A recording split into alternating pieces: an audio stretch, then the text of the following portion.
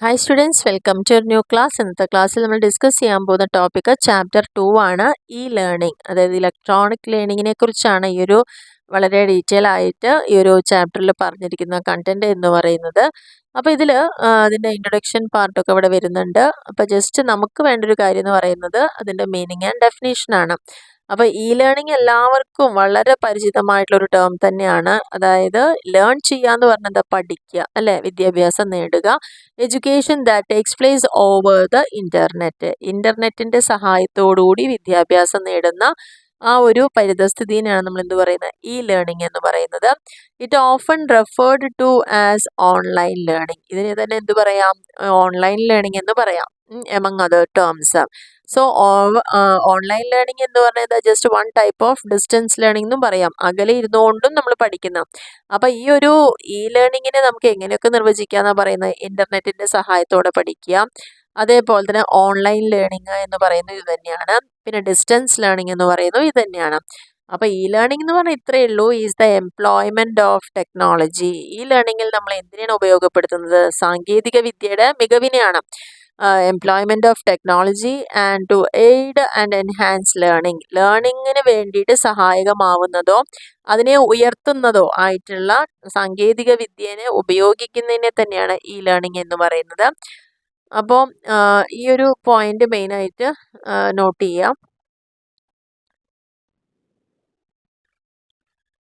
ഇനി അതിൻ്റെ ഒരു ഡെഫിനേഷനും കൂടി നിങ്ങൾക്ക് വേണമെങ്കിൽ ഇവിടെ നോക്കാവുന്നതാണ്.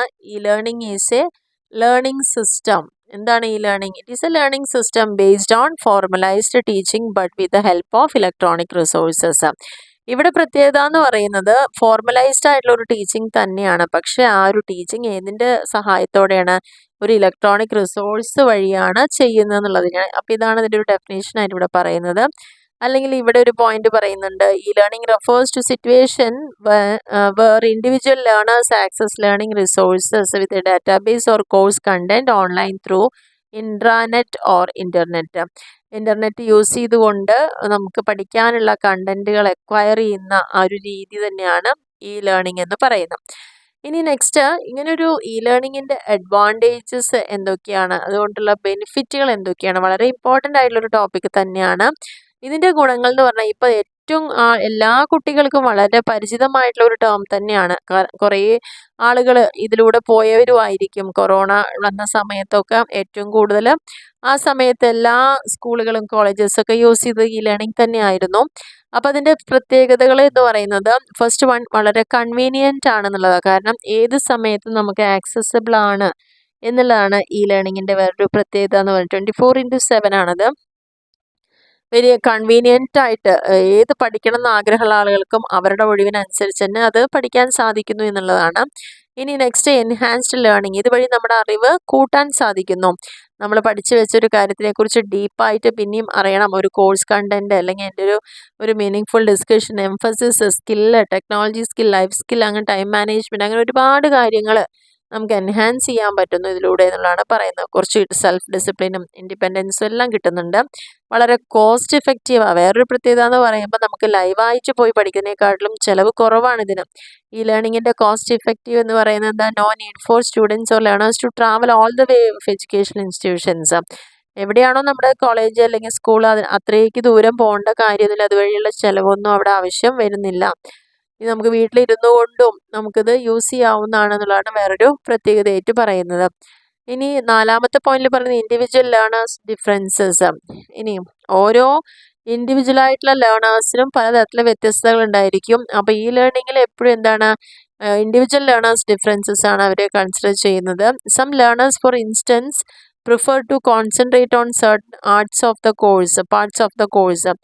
ചില കോഴ്സിലെ ചില ഭാഗങ്ങൾ മാത്രം ഫോക്കസ് ചെയ്യാനായിരിക്കും ചില ലേണേഴ്സിന് താല്പര്യം ഉണ്ടായത്. എന്നാൽ അതേസമയം while others are prepare to review the entire course, ചില ആളുകൾ ആ ഒരു എൻറ്റയർ കോഴ്സിൻ്റെ റിവ്യൂ ആണ് പ്രിപ്പയർ ചെയ്യുന്നുണ്ടാവുക. അപ്പോൾ അവനവൻ്റെ താല്പര്യങ്ങൾക്ക് അനുസരിച്ച് തന്നെ നമുക്കിതിൽ വേണ്ട വ്യത്യാസങ്ങൾ കൊണ്ടുവരാമെന്നുള്ളതാണ്. വളരെ ഫ്ലെക്സിബിളാണ് ഇതിൻ്റെ ടൈമും പ്ലേസ് ഓഫ് ലേണിങ്ങും ഒക്കെ. നമുക്ക് എപ്പോൾ വേണമെങ്കിൽ നമ്മുടെ സമയത്തിനും സാഹചര്യത്തിനും അനുസരിച്ചൊക്കെ മാറ്റങ്ങൾ കൊണ്ടുവരാം എന്നുള്ളതാണ് വേറൊരു പ്രത്യേകത. And anonymity, students can take more time to think and reflect before communicating. പക്ഷേ ഇവിടെ ഒരു അഡ്വാൻറ്റേജിൽ പറയുന്നത്, കമ്മ്യൂണിക്കേറ്റ് ചെയ്യുന്നതിന് മുന്നേ തന്നെ സ്റ്റുഡൻസ് തീർച്ചയായിട്ടും ഒരുപാട് സമയമെടുത്ത് ആലോചിച്ചിട്ട് വേണം കാര്യങ്ങൾ ചെയ്യാൻ. Even shy students can perform well online because the anonymity of the online environment. എന്തുകൊണ്ടാണ്? ചിലപ്പോൾ വളരെ മടി കാണിക്കുന്ന അല്ലെങ്കിൽ നാണം കുടുങ്ങികളായിട്ടുള്ള സ്റ്റുഡൻസ് ഒക്കെ ഉണ്ടെങ്കിൽ അവർക്കൊക്കെ ഓൺലൈനിൽ പെർഫോം ചെയ്യാൻ പറ്റും. കാരണം അവിടെ വേറൊരാൾ ആ സമയത്ത് അവരെ കാണുന്നില്ലല്ലോ. ആരാണോ പഠിക്കുന്നതും പഠിപ്പിക്കുന്നതും അവർ മാത്രമേ ഉണ്ടാവുന്നുള്ളൂ. അങ്ങനെ വരുന്ന സമയത്തും ഒരു അനോണിമിറ്റി ഉള്ളത് കൊണ്ടാണ് അത്തരത്തിലുള്ള ആളുകൾക്കും നല്ല രീതിയിൽ ഇത് യൂസ്ഫുൾ ആക്കാൻ പറ്റുന്നത്. Interactions useful for increased student to teacher അല്ലെങ്കിൽ സ്റ്റുഡൻറ്റ് ടു സ്റ്റുഡൻറ്റ് ഇൻട്രാക്ഷനും ഡിസ്കഷനും ഒക്കെ ഇവിടെ പോസിബിൾ ആണ്. വളരെ ഇന്നോവേറ്റീവ് ആയിട്ടുള്ള ടീച്ചിങ്ങിൻ്റെ തന്നെ പല വേർഷൻ എന്ന് പറയാം. ഇന്നോവേറ്റീവ് ആയിട്ടുള്ള ടീച്ചിങ് സ്റ്റൈൽസ്, കൂടുതൽ സ്റ്റുഡൻറ്റ് സെൻറ്റർ. നമുക്ക് വേണമെങ്കിൽ ഒരു കുട്ടിയാണെങ്കിലും ഒരു കുട്ടിക്ക് വേണ്ടി മാത്രം ക്ലാസ് എടുക്കുന്ന രീതിയിലേക്ക് പോവാം. And variety and creativity of learning activities, ഒരുപാട് ഇത്തരത്തിലൂടെ പഠിക്കുന്ന ആക്ടിവിറ്റീസ് ഒക്കെ നമുക്ക് ലഭ്യമാണ്. പല ലേണിംഗ് സ്റ്റൈലുകൾ നമുക്കറിയാൻ പറ്റും. ചേഞ്ചസ് എന്തൊക്കെയാണ് വരുത്തേണ്ടത്, ഇമ്പ്രൂവ്മെൻറ്റ്സ് എന്താ കൊണ്ടുവരേണ്ടത് എന്നുള്ള കാര്യങ്ങളെക്കുറിച്ചൊക്കെ നമുക്ക് പഠിക്കാൻ സാധിക്കുന്നുണ്ട്. ഇംപ്രൂവ്ഡ് അഡ്മിനിസ്ട്രേഷൻ, പിന്നെ ഈ ലേണിങ്ങിലൂടെ നമുക്ക് നല്ല രീതിയിൽ തന്നെ ഒരു ഭരണം കാഴ്ചവെക്കാൻ വേണ്ടിയിട്ട് സാധിക്കുന്നുണ്ട് ലേണിംഗ് പ്രോസസ്സിൽ എന്നുള്ളതാണ് പറയുന്നത്. അതിനുവേണ്ടി നമുക്ക് മതിയായ അളവിലുള്ള സമയം to examine student work more thoroughly, ഓരോ കുട്ടീനും നമുക്ക് വിശദമായിട്ട് നോക്കാനുള്ള സമയം കിട്ടുന്നുണ്ട്. എബിലിറ്റി ടു ഡോക്യുമെൻ്റ്, അവരെക്കുറിച്ചുള്ള കാര്യങ്ങൾ ഡോക്യുമെൻ്റ് ആക്കാനും ആൻഡ് റെക്കോർഡ് ഓൺലൈൻ ഇൻട്രാക്ഷൻസ്, ഓൺലൈനിലൂടെയുള്ള നമ്മളുടെ ഇൻട്രാക്ഷൻസ് എല്ലാം റെക്കോർഡ് ചെയ്യാനും ആൻഡ് ഗ്രേഡിംഗ് എല്ലാം ഓൺലൈനിലൂടെ മാനേജ് ചെയ്യാനും ഒക്കെ പറ്റുക എന്നുള്ളത്. അപ്പോൾ നല്ല രീതിയിൽ ഉള്ള കാര്യങ്ങൾ ഈ ലേണിങ്ങിൽ കൊണ്ടുവരാൻ സാധിക്കുന്നുണ്ട്. പിന്നെ സേവിങ്സ് കൂടുതലാണ്, കാരണം അക്കോമഡേറ്റ് മോർ സ്റ്റുഡൻസ്. ഈ ലേണിങ്ങിലൂടെ നമുക്ക് എത്ര കുട്ടീനെ വേണമെങ്കിലും എനിക്ക് ഉൾക്കൊള്ളിക്കാൻ പറ്റും. Increased student satisfaction, higher retention and fewer repeats. Repeat ചെയ്യുന്നൊരു കാര്യം അവിടെ കുറയുന്നു, കുട്ടികളുടെ എണ്ണം അവിടെ സാറ്റിസ്ഫാക്ഷൻ അവിടെ കൂടുന്നു, കൂടുതൽ ആളുകൾ റീറ്റെയിൻ ചെയ്യുന്നു, അവിടെ നിലനിൽക്കുന്നു എന്നുള്ളതാണ് പ്രത്യേകത. Minimise physical resources. ഇനി നമുക്കിങ്ങനെ ഒരു ലേണിംഗ് ചെയ്യണമെങ്കിൽ ഇപ്പോൾ ഒരു കോളേജിൽ പോയി പഠിക്കണം എന്ന് പറയുമ്പോൾ അവിടെ നല്ല ബിൽഡിങ് സൗകര്യങ്ങൾ, എല്ലാ അടിസ്ഥാന സൗകര്യങ്ങളോടെ ഉണ്ടായിരിക്കണം. അതേസമയം ഒരു ഓൺലൈനിൽ ഇത്തരത്തിലുള്ള കാര്യങ്ങൾ നിർബന്ധമില്ല. അപ്പോൾ അതുകൊണ്ട് തന്നെ ഫിസിക്കൽ റിസോഴ്സുകൾ പരമാവധി കുറയ്ക്കാൻ നമുക്ക് സാധിക്കും. Decrease congestion on campus and parking lots, ഭയങ്കര തിരക്ക് കാര്യങ്ങൾ അങ്ങനെയുള്ളതൊക്കെ നമുക്ക് ഒഴിവാക്കാൻ സാധിക്കും. തിരക്ക് പിടിച്ചൊരു അന്തരീക്ഷത്തിൽ നിന്നൊക്കെ ഒഴിഞ്ഞ് നമുക്ക് ഇൻഡിവിജ്വലായിട്ടോ അതിൽ തന്നെ ക്ലാസ് ഗ്രൂപ്പുകളായിട്ടോ ഒക്കെ ക്ലാസ്സുകൾ അറ്റൻഡ് ചെയ്യാവുന്നതാണ്. And easy access to resources, ഇതിൻ്റെ ഒരു മെയിൻ ആട്രിബ്യൂട്ട് എന്ന് പറയുന്നതാണ് ഇൻഫർമേഷൻ റിസോഴ്സുകൾ പെട്ടെന്ന് തന്നെ ആക്സസ് ചെയ്യാൻ എവിടെ ഇരുന്നുകൊണ്ട് നമുക്ക് ലഭ്യമാവുന്ന രീതിയിലാണ് ഇതിൻ്റെ ഒരു സംവിധാനം എന്ന് പറയുന്നത്. Access of information any time, ഏത് സമയത്ത് വേണമെങ്കിലും അവൈലബിൾ ആണ്, ഏത് സ്ഥലത്തിരുന്നുകൊണ്ട് നമുക്ക് കിട്ടും. Any pace based on one's convenience, ഇപ്പോൾ ഒരാളുടെ സൗകര്യം എന്താണോ ആ സൗകര്യത്തിനനുസരിച്ച് തന്നെ അവർക്കത് അവൈലബിൾ ആവുന്ന ഒരു രീതിയാണ്.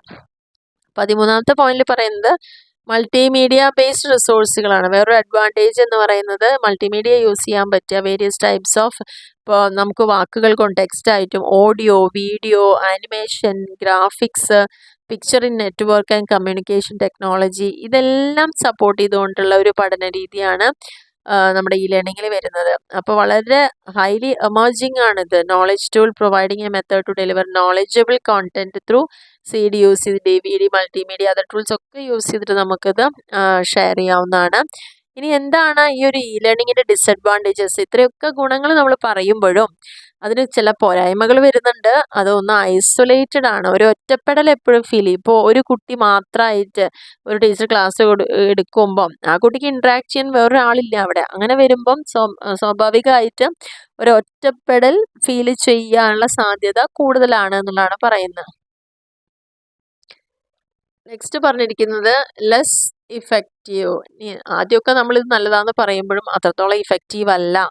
അതായത് respect of clarification, offer of explanation as well as interpretation, the e learning method might be less effective. അതായത് എക്സ്പ്ലെയിൻ ചെയ്യാനായാലും ക്ലാരിഫൈ ചെയ്യാനായാലും ഇൻ്റർപ്രിറ്റ് ചെയ്യാനാണെങ്കിലും ഒരു പരിധിവരെ അത് ഇഫക്റ്റീവ് കുറവാണ് എന്നുള്ളതാണ് പറയുന്നത്. Much easier with the use of faces to be encounter with instructors or teachers. ഇവിടെ വരുമ്പോൾ എന്താണെന്ന് വെച്ച് കഴിഞ്ഞാൽ എന്താണ് ഈ ഒരു ഇതിൽ എല്ലാതും പഠിപ്പിക്കാൻ ചിലപ്പോൾ ഒരു ടീച്ചർ തന്നെ ആയിരിക്കും അല്ലേ. ഒരുപാട് ആളുകൾ മാറി മാറി വന്നോളുന്നില്ല. അങ്ങനെയൊക്കെ വരുമ്പോൾ കുറച്ചുകൂടി ഇഫക്റ്റീവ് ആയിക്കോളുന്നില്ല. ആൻഡ് ഹെൽത്ത് റിലേറ്റഡ് ആയിട്ടുള്ള പ്രശ്നങ്ങൾ ഉണ്ടാവാനുള്ള സാധ്യത കൂടുതലാണ്. കാരണം നമ്മൾ കണ്ടിന്യൂസ് ആയിട്ട് കമ്പ്യൂട്ടറിൻ്റെ മുമ്പിലിരുന്ന് പഠിക്കുക എന്ന് പറയുമ്പോൾ കണ്ണുകൾക്ക് ഭയങ്കര സ്ട്രെയിൻ വരാനും നമ്മളുടെ ഇരുത്തം, ബാക്ക് പെയിന് അല്ലെങ്കിൽ നെക്ക്, കഴുത്തിൻ്റെ ബാക്ക് സൈഡിലോ അങ്ങനെയുള്ള ഒരു ഫിസിക്കൽ പ്രോബ്ലംസ് ഒക്കെ ഉണ്ടാവാനുള്ള സാധ്യത കൂടുതലാണ്. പിന്നെ ഇൻട്രാക്ഷൻസ് പലപ്പോഴും കുറവായിരിക്കും. ഈ ലേണിങ്ങിൽ എന്താണെന്ന് വെച്ച് കഴിഞ്ഞാൽ ഒന്നില്ലെങ്കിൽ വൺ വേ ആയിരിക്കും, അവിടെ നിന്ന് ഇങ്ങോട്ട് പറയുന്നത് മാത്രം കേൾക്കുക. ഇപ്പോൾ ഒരു ഓഡിയോ ഒക്കെ ആണെങ്കിൽ ഒരാളുടെ ക്ലാസ് നമ്മൾ കേട്ടുകൊണ്ടിരിക്കുക എന്ന് മാത്രമേ ഉള്ളൂ. അല്ലാണ്ട് പരസ്പരം അങ്ങോട്ടും ഇങ്ങോട്ടും ഇൻട്രാക്ട് ചെയ്തുകൊണ്ടുള്ള ക്ലാസ് രീതികൾ ഉണ്ട്, ഇല്ലാത്തതും അങ്ങനെയുള്ള പഠിത്തങ്ങളും ഉണ്ട്. Lack of interactions. Negative effect on കമ്മ്യൂണിക്കേഷൻ്റെ ഒരു നെഗറ്റീവ് ഇഫക്റ്റ് തന്നെ ഈ ലേണിങ്ങിലൂടെ പറയാം. കാരണം ഇവിടെ എപ്പോഴും എന്താണ്, communication skills of learners improve ചെയ്യുക എന്നുള്ള കാര്യം വളരെ കുറവാണ്. കാരണം ഇവിടെ ലേൺ ചെയ്യുന്ന ആളുകൾ നേരത്തെ പറഞ്ഞ പോലെ ഇൻട്രാക്ഷൻ കുറവാണ്. Though learners have an excellent knowledge academics, അവർക്ക് നല്ല അറിവുകൾ ഉണ്ടായിരിക്കാം, പക്ഷെ അവർക്ക് എന്തുണ്ടാവില്ല, ആ കിട്ടിയ അറിവിനെ ഡെലിവർ ചെയ്യാനുള്ള കഴിവ് ഉണ്ടായിക്കൊള്ളുന്നില്ല എന്നുള്ളതാണ് പറയുന്നത്. Greater chance of malpractices. ഇനി ഇവിടെ മൽപ്രാക്ടീസസ് ഒക്കെ ഉണ്ടാവാനുള്ള സാധ്യത ഭയങ്കരമായിട്ട് കൂടുതലാണ്. Tests and examination in learning are possible done online given sufficient chance for involvement. Proxy leads to many bad activities like malpractices. മൽപ്രാക്ടീസസിൽ നടത്തുക പറഞ്ഞാൽ എന്താ വെച്ചാൽ നീതിക്ക് നിരക്കാത്ത കുറേ കാര്യങ്ങൾ ചെയ്യുക, തെറ്റായ കാര്യങ്ങൾ ചെയ്യുക. അപ്പോൾ വീട്ടിലിരുന്നുകൊണ്ട് എക്സാം എഴുതുക എന്ന് പറയുമ്പോഴും അവിടെ അത് കോപ്പി അടിക്കാനും അല്ലെങ്കിൽ നോക്കി എഴുതാനുള്ള സൗകര്യങ്ങൾ അല്ലെങ്കിൽ വേറെ എന്തെങ്കിലും തരത്തിലുള്ള അങ്ങനെ തെറ്റായ കാര്യങ്ങൾ വരാനുള്ള സാധ്യത അവിടെ കൂടുതലാണ്. പൈറസി ആൻഡ് പ്ലേജിയാരിസം, ഒരാൾ ചെയ്ത കാര്യം അതുപോലെ തന്നെ പകർത്തി വെക്കാനൊക്കെ കുറച്ചും കൂടി എളുപ്പമായിരിക്കും ഈ ലേണിംഗ്. നമുക്കറിയാലോ ചില ടോപ്പിക്സ് എടുത്ത് നമ്മൾ കോപ്പി പേസ്റ്റ് ചെയ്ത് നമ്മളുടേതാക്കിയിട്ടൊക്കെ യൂസ് ചെയ്യുന്നൊരവസ്ഥയിലേക്ക്.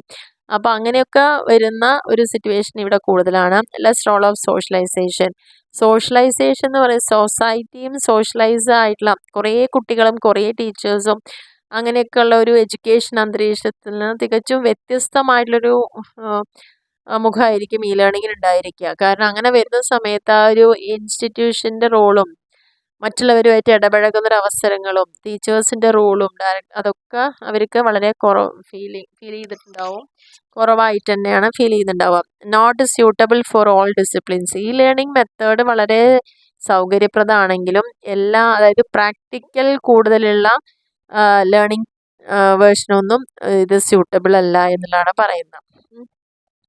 ഇനി നല്ലൊരു സക്സസ്ഫുൾ ഇ ലേണിംഗ് ആവണമെങ്കിൽ എന്തൊക്കെ പ്രിൻസിപ്പിൾസ് വേണം? Principle 1, match the curriculum. അതായത് എന്ത് സബ്ജക്റ്റാണോ നമ്മൾ പഠിക്കാൻ ഉദ്ദേശിക്കുന്നത് അതിൻ്റെ കരിക്കുലം എങ്ങനെ ഡിസൈൻ ചെയ്തിരിക്കുന്നു, അതിൻ്റെ ക്ലിയർ ഒബ്ജക്റ്റീവ്സ്, അതിൻ്റെ കോണ്ടന്റ് റെലവൻസ് എങ്ങനെയാണ്, അതേപോലെ സ്റ്റുഡൻസിൻ്റെ ആക്ടിവിറ്റീസ് എത്രത്തോളം അപ്രോപ്രിയേറ്റ് ആയിട്ട് വേണം, അസസ് ചെയ്യേണ്ടത് എത്രത്തോളം, അതിൻ്റെ നേച്ചർ എങ്ങനെയാണ് എന്നതിനെയൊക്കെ ബേസ് ചെയ്തിട്ടായിരിക്കണം നമ്മുടെ ഇ ലേണിംഗ് പ്രൊവൈഡ് ചെയ്യണം. അപ്പം മാത്രമേ അത് സക്സസ്ഫുൾ ആവുന്നുള്ളൂ. അപ്പോൾ കരിക്കുലത്തിന് മാച്ച് ആയിട്ടുള്ളതായിരിക്കണം. പ്രിൻസിപ്പൽ 2 പറഞ്ഞ ഇൻക്ലൂഷൻ, ആ ഒരു പെഡഗോജി എന്ന് പറയുന്നത് should include practice seen regarding different types of range of achievement and physical disabilities which can be specifically supported by e learning. എല്ലാറ്റിനെയും ഉൾക്കൊണ്ടുള്ള ഒരു പഠന രീതി ആയിരിക്കണം. ആൻഡ് ലേണേഴ്സിന് കൂടുതലായിട്ട് ഇപ്പോൾ സ്റ്റുഡൻസ് അല്ലെങ്കിൽ ആരാണോ ഇത് പഠിക്കാൻ വരുന്നവർ അവരെ കൂടുതൽ എൻഗേജ് ചെയ്യുന്ന ഒരു സിസ്റ്റത്തിലേക്ക് വരണം. ഇന്നോവേറ്റീവ് ആയിട്ടുള്ള പുതിയ രീതിയിലുള്ള പുതിയ സമീപനങ്ങൾ, ഇന്നോവേറ്റീവ് അപ്രോച്ചസ് കൊണ്ടുവരിക എന്നുള്ളതാണ്. ആൻഡ് ടെക്നോളജിക്കലായിട്ടും നോൺ ടെക്നോളജിക്കലായിട്ടൊക്കെ ഒരു അപ്രോച്ച് അവിടെ കൊണ്ടുവരിക. ആൻഡ് സ്യൂട്ട് സ്പെസിഫിക് പർപ്പസസ്, നമ്മളുടെ കൃത്യമായിട്ടുള്ള സ്പെസിഫിക് ആയിട്ടുള്ള പർപ്പസ് എന്താണോ അതിനൊക്കെ സ്യൂട്ടബിൾ ആയിരിക്കുക. ഇഫക്റ്റീവ് ആയിട്ടുള്ള ഒരു ലേണിംഗ് സംവിധാനം ഒരുക്കുക എന്നുള്ളതാണ്.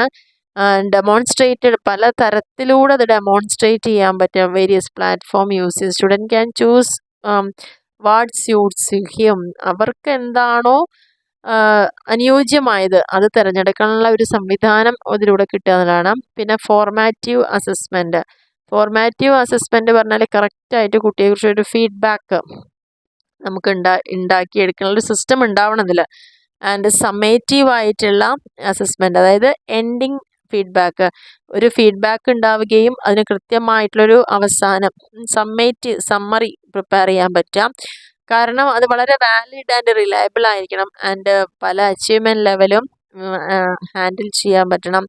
Also free from learners AdWords emotional impact.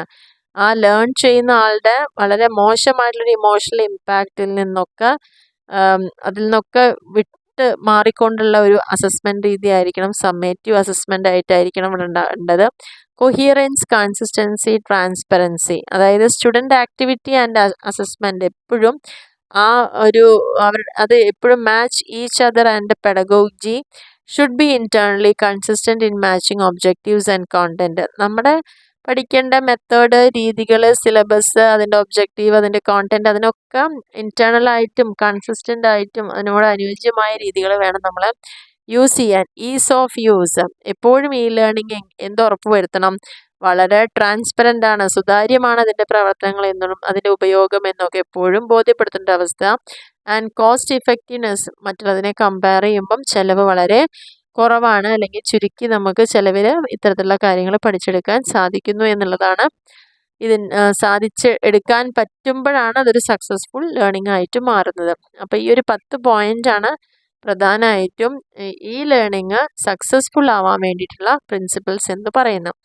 അപ്പോൾ നമ്മുടെ ഈ ഒരു ടോപ്പിക്കിൽ രണ്ടാമത്തെ ചാപ്റ്ററിൽ നമ്മൾ ഇന്നിപ്പം കോൺസെൻട്രേറ്റ് ചെയ്തത് എന്താണ് ഇ ലേണിംഗ് എന്നുള്ള കാര്യം എന്തായാലും പഠിച്ചു വയ്ക്കുക. ആൻഡ് ആ ഇ ലേണിംഗ് കൊണ്ടുള്ള അഡ്വാൻറ്റേജസ്, അതേപോലെ തന്നെ ഡിസഡ്വാൻറ്റേജസ്, ഇനി അതിൻ്റെ പ്രധാനപ്പെട്ടിട്ടുള്ള റോളുകൾ, അല്ലെങ്കിൽ ഇ ലേണിംഗ് സക്സസ്ഫുൾ ആവാനുള്ള പ്രിൻസിപ്പിൾസ് എന്തൊക്കെയാണ്, അങ്ങനെ 3 ടോപ്പിക്കുകളാണ് നമ്മൾ പ്രധാനമായിട്ടും ഇവിടെ ഫോക്കസ് ചെയ്തിരിക്കുന്നത്. അപ്പോൾ നിങ്ങൾക്ക് ഈ ഒരു ക്ലാസ് കൃത്യമായിട്ട് മനസ്സിലായിട്ടുണ്ടാവും എന്ന് വിചാരിക്കുന്നു. ഏതെങ്കിലും തരത്തിലുള്ളൊരു എന്താ പറയുക ബുദ്ധിമുട്ടുകൾ ഉണ്ടെങ്കിൽ, ഡൗട്ട്സ് ഉണ്ടെങ്കിൽ തീർച്ചയായിട്ടും കമൻറ്റ് ചെയ്യാൻ മറക്കരുത്. ഈ ഒരു വീഡിയോ നിങ്ങൾക്ക് ഇഷ്ടമാവുകയാണെങ്കിൽ നിങ്ങളുടെ ഫ്രണ്ട്സിലേക്കൊക്കെ ഒന്ന് ഷെയർ ചെയ്ത് കൊടുക്കുക, ലൈക്ക് ചെയ്യുക, കമൻറ്റ് ചെയ്യുക, സപ്പോർട്ട് ചെയ്യുക. സബ്സ്ക്രൈബ് ചെയ്യാതെ ആരെങ്കിലും കാണുന്നുണ്ടെങ്കിൽ തീർച്ചയായിട്ടും ഒന്ന് സബ്സ്ക്രൈബ് കൂടി ചെയ്യാം. Okay, thank